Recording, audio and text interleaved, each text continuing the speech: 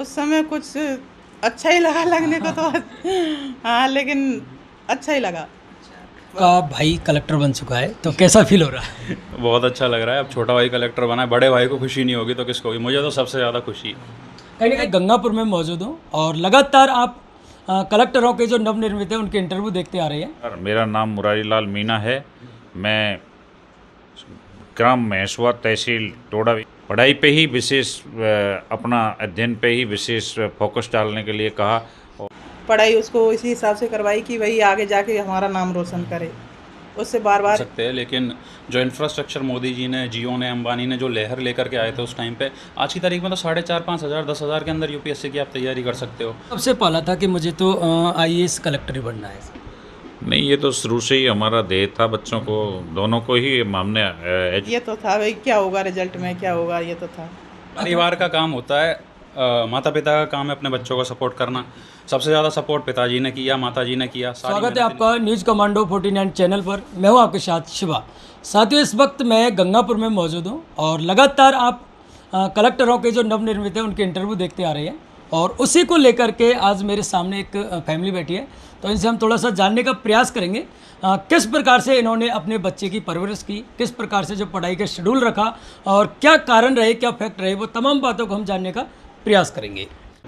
क्या नाम है सर? मेरा नाम मुरारी लाल मीणा है और ग्राम महेशवा तहसील बालघाट जिला करौली का रहने वाला हूं और मेरी ओर से आपके न्यूज़ चैनल और आपको धन्यवाद। सर, मैं थोड़ा सा जानना चाहूँगा कि आपने किस प्रकार से जो मेंटेन किया कि आज बच्चा कलेक्टर की पोस्ट पर पहुँच रहा है।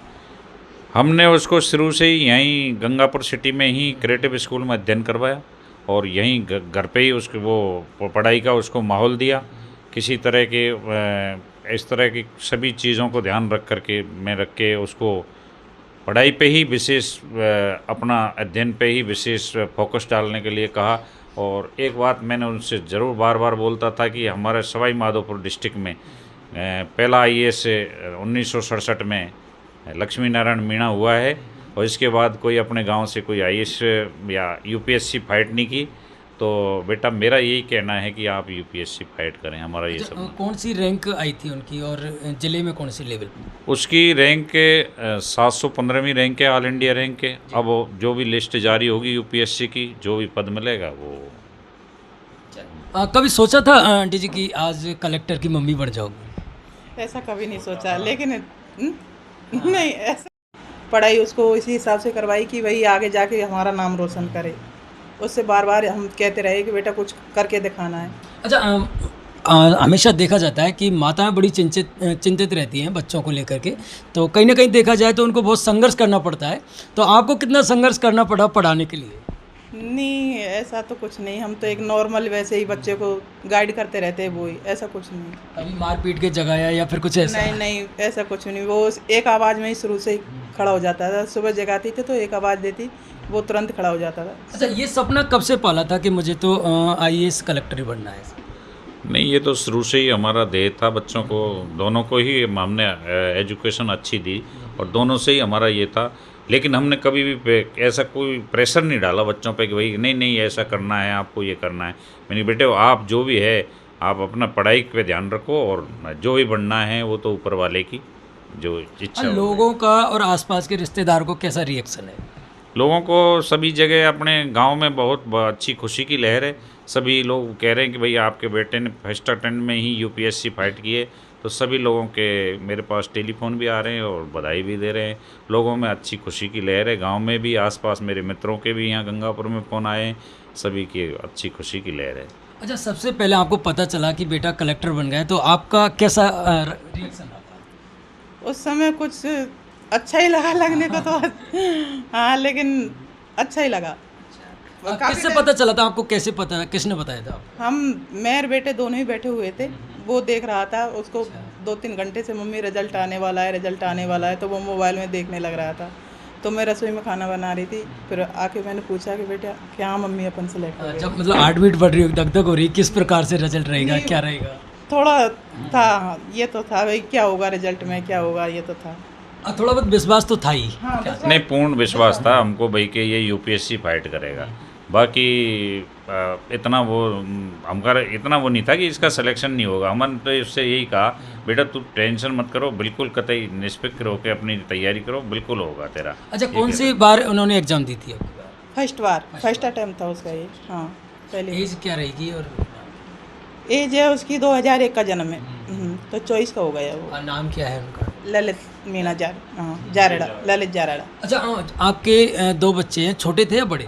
ये छोटे वाला है मेरा। हाँ, बड़े वाला अक्सर माताओं का लाड छोटे पर भी रहता है। नहीं मेरे दोनों ही अच्छे हैं, मुझे दोनों ही अच्छे लगते हैं। हाँ। अच्छा, कहीं ना कहीं महिलाओं का काफ़ी वर्चस्व रहता है मैन, और लोगों ने देखा है अक्सर कि महिलाएं आगे हैं या फिर पुरुष पीछे हैं, ऐसा कुछ? नहीं ऐसा कुछ समानता नहीं का। है। समानता का है। मुझे इस घर में समानता का ही अधिकार दिया गया है, ऐसा कुछ नहीं है। अच्छा सर, कुछ लोग काफ़ी प्रयास करते हैं, ये एक बहुत बड़ी एग्ज़ाम है, तो असफल भी हो चुके हैं लोग, तो उनके लिए कुछ कहना चाहोगे आप? मेरा तो यही कहना है कि जो लोग इस एग्ज़ाम की तैयारी करते हैं तो अपना एकाग्र होकर के और अधिक से अधिक समय दे पाएंगे, तब जाके सफलता मिलती है। और अपने जो लोग अपने तैयारी करवा रहे हैं यूपीएससी को, उनके पेरेंट्सों से मेरा ये निवेदन है कि बच्चे को अच्छा माहौल दें, और अच्छे माहौल के साथ साथ उनको टाइम दें, और किसी तरह की घर गृहस्थी के बारे में उनको डिस्टर्ब नहीं करें, सारी बातों को उनके सामने शेयर करके। तो बस मेरा तो ये कहना है कि उनको समय और माहौल दिया जाए। अच्छा, उनका क्या शादी वादी में जाना करना या फिर खेलना कूदना ऐसा कुछ रहता था? नहीं, उसने जब से तैयारी की है वो कहीं नहीं गया। उसका एक ही फोकस था, सिर्फ पढ़ाई। वो घर पे खाने भी कम आता था। इधर हमने रूम ले रखे, उन पे दोनों भाई रहते, तो बड़े वाला बेटा ही उसको ले जाके देता था खाना। कभी कभार आ जाता कि अब मम्मी से पापा से थोड़ी देर बात किया है, नहीं उसने पूरा टाइम पढ़ाई में दिया है। शुरू से पढ़ाई में कैसे थे? बहुत अच्छा, शुरू से ही अच्छा है पढ़ाई में वो। हाँ, क्या नाम? रोहित जारेड़ा। रोहित जी, आपका भाई कलेक्टर बन चुका है, तो कैसा फील हो रहा है? बहुत अच्छा लग रहा है। अब छोटा भाई कलेक्टर बना है, बड़े भाई को खुशी नहीं होगी तो किसको होगी? मुझे तो सबसे ज़्यादा खुशी। कहीं ना कहीं देखा जाए तो बड़ा भाई एक पिता के समान भी होता है, तो आपने किस प्रकार से गाइड किया उसको? देखो, शुरू से गाइडेंस की ज़रूरत उसे पड़ी नहीं। वो शुरू से पढ़ने वाला बच्चा था, तो हमें एज सच उसको कभी बताना नहीं पड़ा, और वो बचपन से ही था क्लियर कि जैसे ही 5th-6th क्लास में आया कि मेरे को IAS बनना है, यूपीएससी फाइट करनी है। उसने अपनी मेहनत की, और परिवार का तो काम है सपोर्ट करने का, जो भी उसको माहौल देना था हमने माहौल देने की पूरी कोशिश की। बाकी मेहनत पूर्ण था उसकी थी। अच्छा, श्रेय की अगर बात करें तो किसका मेन रोल था इसमें कलेक्टर बनाने को लेकर? उसकी मेहनत का उसकी मेहनत का। देखो, परिवार का काम होता है, माता पिता का काम है अपने बच्चों को सपोर्ट करना। सबसे ज़्यादा सपोर्ट पिताजी ने किया, माताजी ने किया, सारी मेहनत इनकी थी। लेकिन उसका श्रेय हम तब ले पाते हैं जब बच्चा मेहनत करे। आज उसने मेहनत करी है, तब हमें दुनिया पूछ रही है। यदि वो मेहनत नहीं करता तो आज ये नौबत नहीं आती। उसने बहुत मेहनत की, उसके लिए दिन रात बैठा रहा, बाहर नहीं निकला, पढ़ाई की और बहुत सेक्रीफाइसेस किए, तब वो यूपीएससी में सेलेक्ट हुआ। तो उसकी मेहनत को सबसे ज़्यादा श्रेय है। बाद में परिवार की जो भी हमने थोड़ा बहुत किया उसके अंदर हमारा क्रेडिट है थोड़ा। आप किस प्रकार से उनके साथ रहे थे? उनका रूटीन क्या था पढ़ने का? आपने सब कुछ देखा है, तो वो एक बार। मैं पूरी तैयारी में साथ ही था, तो रूटीन में बेहतर तरीके से बता सकता हूँ कि स्टार्टिंग हाफ के अंदर रात को 1-2 बजे तक पढ़ते थे, सुबह जगते थे 7-8 बजे, अपना नींद पूरी करके 6 से 7 घंटे की। जगने के बाद अपनी तैयारी स्टार्ट करते थे, और एक नेटवर्क था दोस्तों का जो साथ में तैयारी कर रहे थे। एक माहौल था जो कि उसको सेट रखता था, अकाउंटेबल रखता था कि उसका दोस्त 16 घंटे पढ़ रहा है, 14 घंटे पढ़ रहा है, तो उसको भी होती थी कि चलो दोस्तों ने इतना कवर कर लिया तो मैं भी कवर करूं। तो कुल मिलाकर के 12 घंटे की रेगुलर पढ़ाई थी। उसमें से प्रोडक्टिव पढ़ाई 8 से 10 घंटे की निकल करके आती है यदि हम 12 घंटे बैठते हैं, और पूरी साल निरंतर एक भी दिन बिना स्किप किए। अगर IAS RAS बनना है तो 8-10 घंटे की पढ़ाई अनिवार्य है। हाँ, यदि IAS या RAS बनना है तो सिलेबस इतना बड़ा है, आपको पढ़नी पड़ेगी, चीज़ें तैयारी करनी पड़ेगी, तो 8 से 10 घंटे से नीचे तो कैसे ही पार पड़ेगी।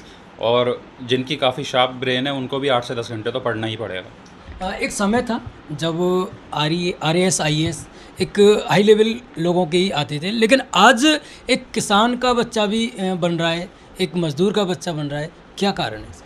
ये कारण है कि आज के लोग में एजुकेशन और इंटरनेट का इतना बहुत ज़बरदस्त वो है, जिससे लोगों में मॉडिफाई हुआ कि यार अपन भी मेहनत करके उस मुकाम तक पहुंच सकते हैं। तो इसलिए सभी लोग, एक छोटा से छोटा किसान का बेटा भी RAS IAS बन सकता है। अच्छा, एजुकेशन कितनी हैवी हो गई है आज के प्रेजेंट के टाइम में?